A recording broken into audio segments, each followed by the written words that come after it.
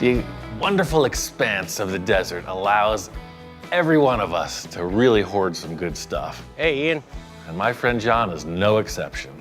Oh, wow, look at that. Right out the gate, I spot treasure. This is cool. It's like a Baja Bug, but for drag racing almost, with these tires on it.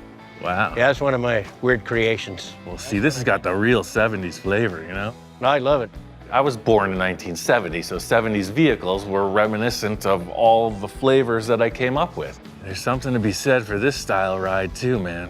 That's my first love, is that styling period, and I'm trying to make that translate into this new project. Take me to your treasure trove. I got all the goodies out here in the back. It's like he has his own little paradise out in the middle of this wasteland. This is basically the junk pile, but I think you'll like what I have out here because I think this is what you're going to be really interested in. There's the jewel on the lot right there. That's what I'm talking about. My passion, at the root of it, is weird cars. So, hey, it only lends itself to all the fiberglass kit cars that were built in the 70s. Oh, I got a thing for fiberglass buggies. You don't know, I've done a couple of them in the past.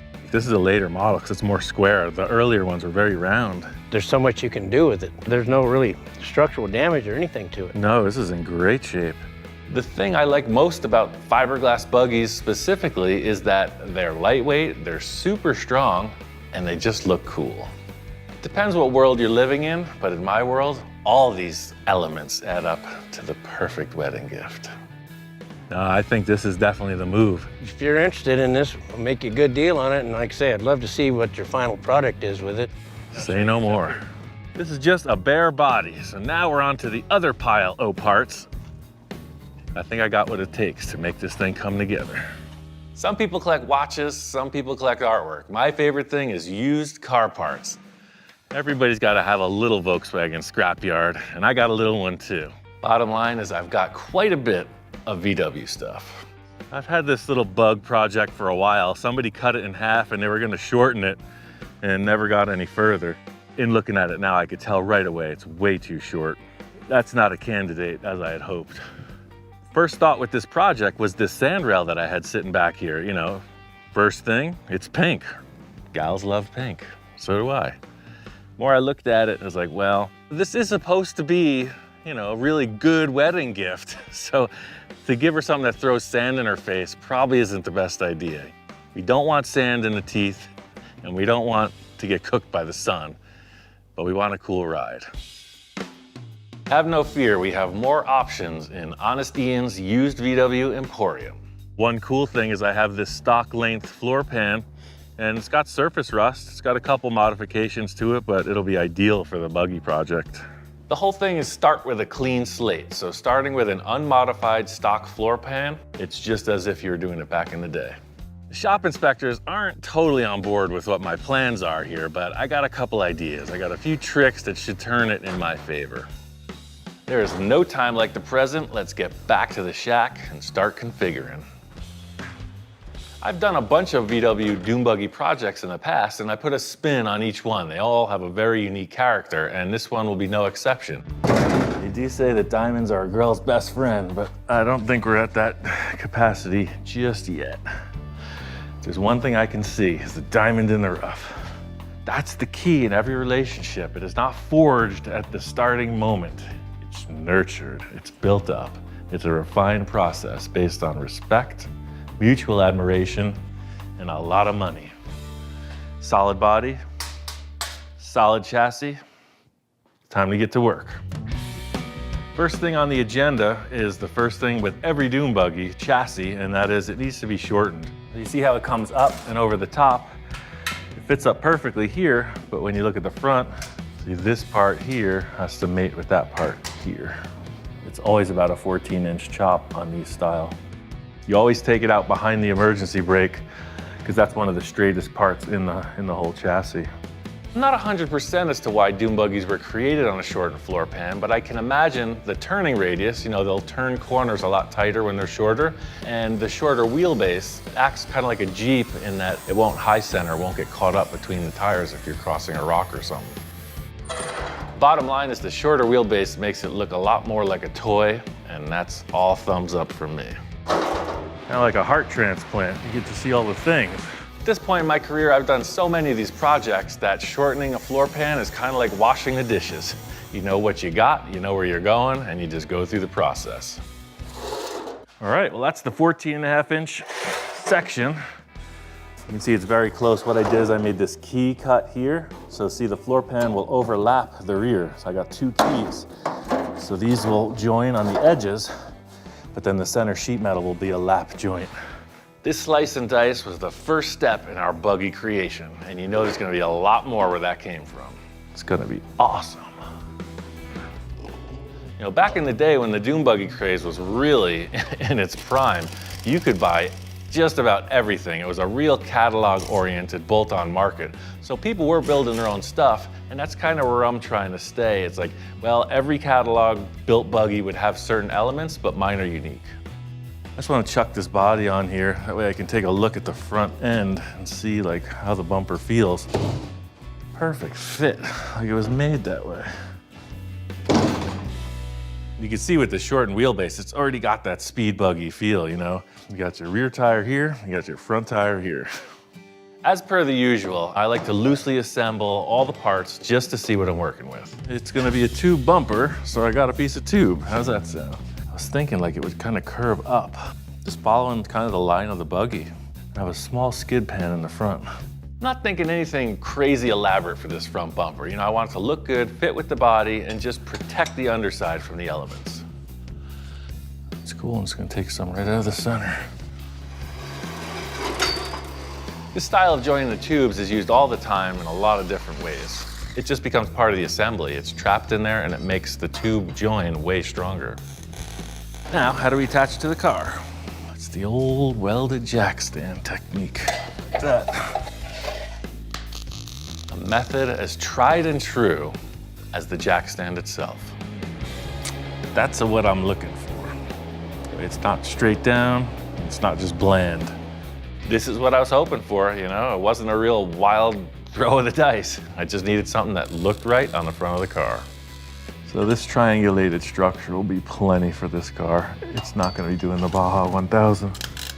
Starting to look a little bit more the part. I think my big issue is the way that the shape of the fiberglass looks with the tube right now, but later when the body's mounted, probably gonna trim it just like that. The last element to the bumper is a skid plate. These fiberglass bodies are pretty weak and the gas tank is right up front, just like the stock Beetle, so the skid plate will protect anything from coming up and piercing that fuel tank. I like to keep it real simple in the Wild West. Just a few simple mounting tabs underneath and this skid plate is ready for some skidding. Now, one cool thing about these screws is they never seem to go in on the first try.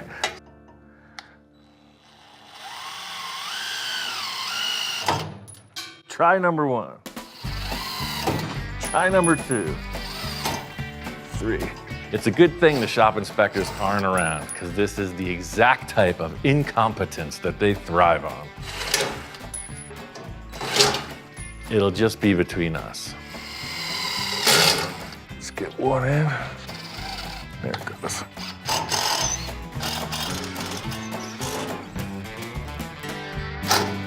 I look at that bumper and it's gnarly, dude.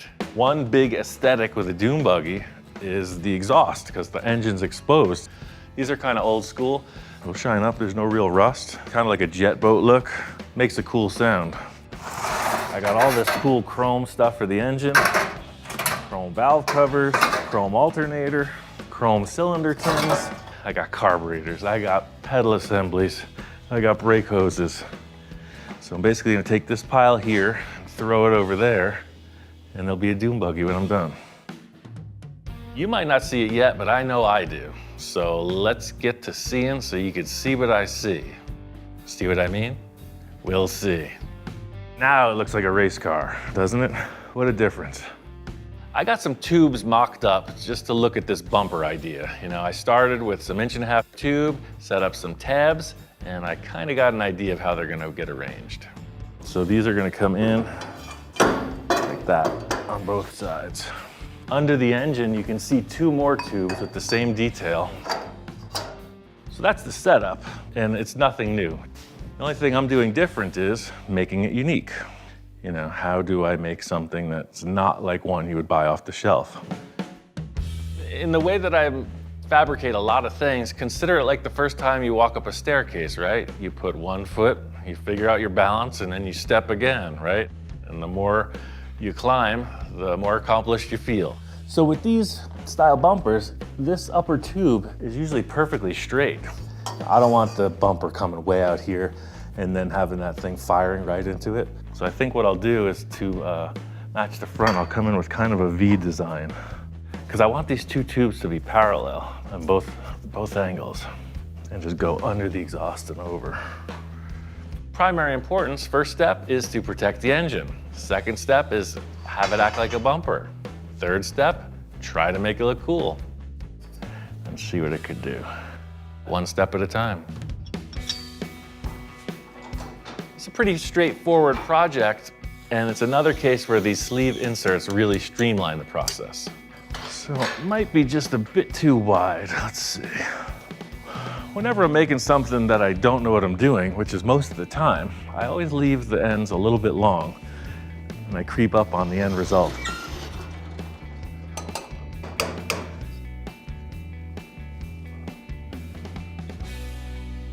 Looks good in tint. I'd say we weld it. Just like the front end of this buggy, the rear end is the same. I'm gonna triangulate the rear bumper and, of course, add in that skid plate to protect the sump of the engine. That bumper is good to go. Dynamite! I got Tom up to speed on the project, filled him in on all the details. When I was out at John's house, I found one more piece that's gonna make this buggy next level. So this is actually a roof for the car. Oh, wow. What got me about this, it's almost like a 64 Impala where it's got that little subtle ridge in it. I've never seen a buggy roof like this. This is definitely one-off. It gives the car attitude. Yeah, that was the whole thing with this. You know, it's so cool, and that's what John said. He's like, I saw this at the swap meet. I traded a guy a special transaxle for a dune buggy, etc. He's like, I love it too. That's why I'm showing it to you, so you can't have it. Okay, so you can't have it, but so what are we supposed to do with it? He's letting me have it, but I can't have it, and he needs it back. Okay, so wait a minute. You can't have this. It has to go back to him. That is means correct. we can't use it.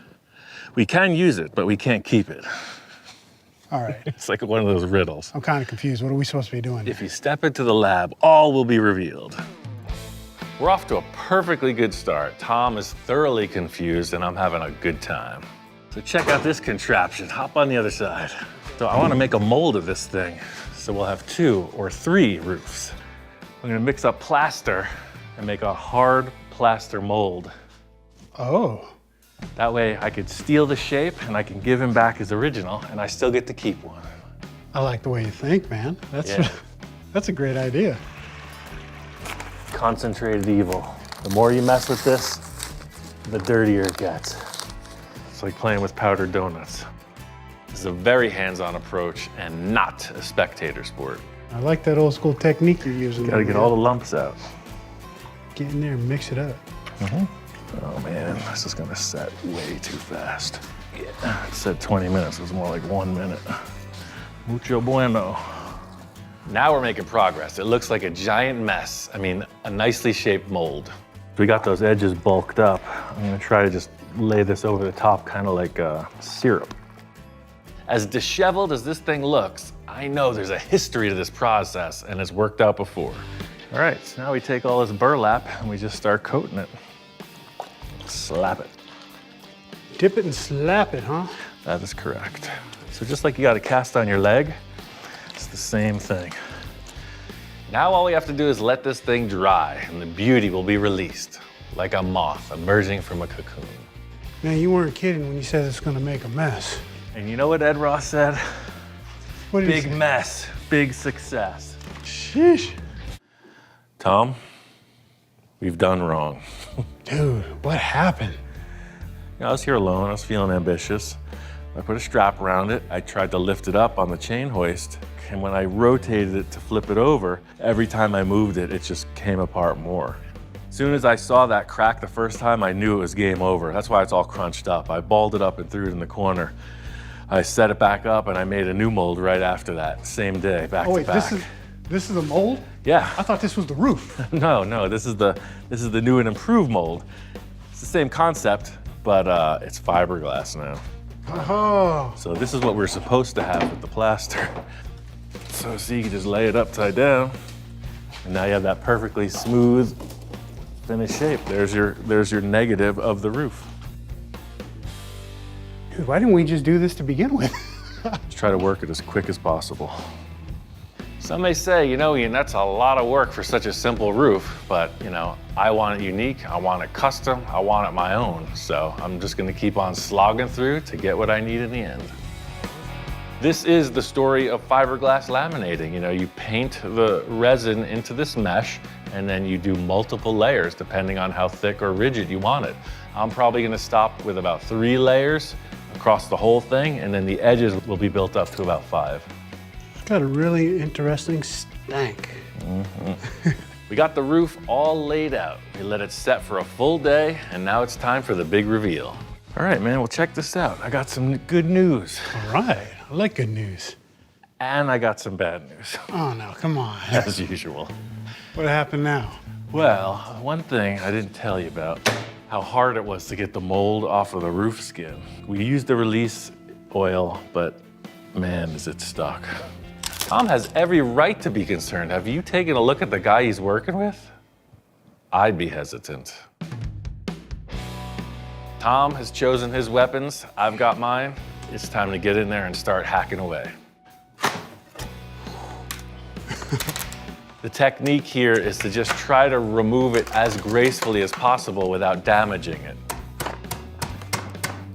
It usually breaks free. Usually. I'd really like to avoid doing this a third time. Same. Damn, my bright ideas. Corners are definitely a pain in the butt. Yeah, that's the whole thing. Like the old saying goes, if it's not working, try a bigger hammer. Here, let me use the little pry bar. Little pride. Oh! Tommy Nine Fingers. It's a little one. You're gonna live. Sorry about that, bro. That's all right. I'm good. Release! Now my hand's stuck. Oh, really? It's a monster. So you hear creaking, you hear cracking. We're waiting for that big pop. It's about ready, Captain. You're waiting for that release. Aha! Eureka, at last. There she blows. Woo! Look, it's another roof. It was a total relief that the thing came apart. Unfortunately, it's not in the best condition. I don't know, man. I'm actually pretty happy with the results. That's looking pretty cool. I mean, You know, body work, that'll be a day of just messing around. Let's clear this riffraff aside and get to the fun part. Let's get back to building some cars. yeah. It was a little rough coming out of the mold, but I did some patchwork, a little body filler, smoothed it out. It's totally usable, as ugly as it is.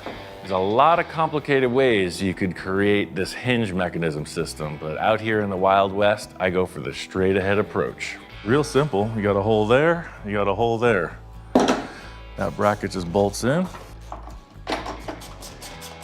Part of the way this roof was designed and my mold wasn't even set up to fit on this car. I always figured I'd have to do some adjustments later, so this metal bracket inside allows me to both rigidize it and to make the panels line up with the body lines.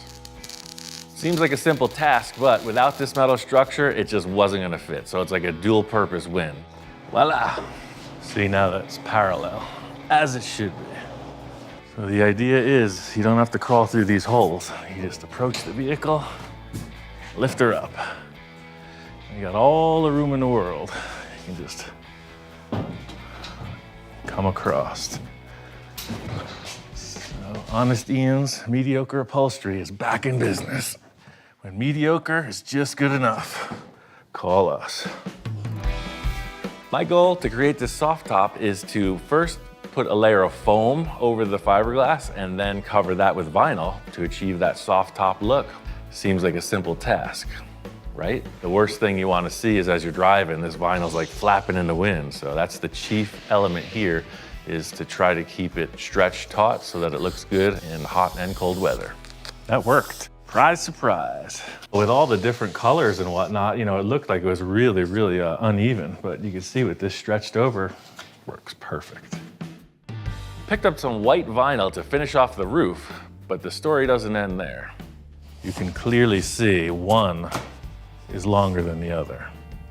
I assumed that the vinyl was the same length as the foam, and apparently that's not the case. It just might make it. This is it laid out. You can see. One of the issues with Honesty Inn's upholstery is that we don't have much of a stock. In fact, this is our entire surplus. So it comes down to the fact of we gotta make it happen with what we got. All right, I don't know how else to do this except just do it. It seems like it's gonna look okay. Looking at it, I think I may be able to just make the corner, just get a grab if I can just stretch a little more material. Nope. I have to come up with some kind of creative solution. I'm sure every do-it-yourselfer at home has faced the same thing, you know, whether you're putting in flooring or painting a wall, you get right to the end of it and it's like, ooh, I'm out of material. The show must go on. The big thing here was if I got a wrinkle in the center of this, there was no way around it, so I really paid attention to the center. I just got away with it. But all in all, that's a good look. Talk about putting lipstick on a pig, watch me go. Next up is the paint, and that will offer me some time to consider my creative solution for this roof issue. I like that, it's like an arrow. So what if the graphic not only was on the hood, what if this line came all the way through like that, but then it continued back here. So it's like it came through the whole car. Yeah, no, that is really cool. The way it comes down, shoots all the way to the back. This got kind of like that, you know, Wonder Woman, kind of 70s, kind of pops off of the surface. You think about, you know, the t-shirt styles in the 70s or like the tube socks with this, you know, very simple lines on them. We're trying to translate that flavor into this. You know, yellow's her favorite color, so I mixed up this paint. I know she's gonna like it. Very 70s. That's what I was thinking. Very you know? 70s, I love it. Yeah. That with a little flake on top of it, I think it'll look mellow, and then in the sun, it'll have a lot of action, you know? Let's mellow it out even more. Oh yeah, look at that. That just went to custard. That's a mellow yellow. Nice. It looks like we have a perfectly loose plan. I'm gonna let Alan do his thing. Make Jamie happy. Make her proud of me. Yeah, definitely. I think this dune buggy's wrapped up. First and foremost, shakedown run. Desert hills, you run this thing and see what falls off. The terrain around this area is pretty unique. It's not like sand dunes. That's why I chose the tires I did, because this thing, it's like a little tank. The short wheelbase, and when you put big tires on them, they bounce around. Watching them go is only half as fun as actually being in a driver's seat.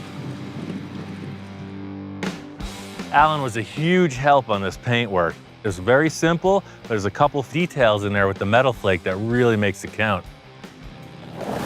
Now it really hits home. Like, why the heck was this guy building a wedding gift that's a weird old dune buggy, right? Now you can see, got a lot of trails, like hundreds of miles of trails when you go out touring. I gotta say, I hate to be selfish. I love this car. I hope she does too. So, for the lady that has everything, like what could a man like me possibly offer? And all of the ruminating has led up to this. Oh my God. Is that a dune buggy? Yes, thought you might like one of these. I love it. It's amazing. Yeah, it's basically a Volkswagen, it's a stick shift, but it can go anywhere, all around here. Oh, I know how to drive stick shift. Right. I gotta say, this is why we got married. She's thrilled. You know, sometimes I can impress people, and she's one of those people. It's perfect. It's got some Mustang taillights. It's got a love Volkswagen engine. it. It's got the metal flake paint job. Is that glitter? Oh yes, it's got the glitter. I was genuinely surprised. It's beautiful. It's so cute, and it just looks like me. Like he picked it out for me. He knew that it would be perfect. authentic 70s antenna on a spring. It's like totally like a 70s vibe. Oh yeah, it's fully legit 70s funkadelic machine. You know, I thought about this a lot. I thought about the colors, I thought about the comfort, you know, the way the paint was laid out. You know, I want to personalize it. I know her style. Seems like it was a good choice. It's kind of like a Wonder Woman-y, like vibey. I was thinking about Kind of that like, type of thing. look, yes. Like it's got a flavor. When you look at the car, like what's it make you feel like? Let's rock. Right. This is definitely a wedding present. I would have never expected it.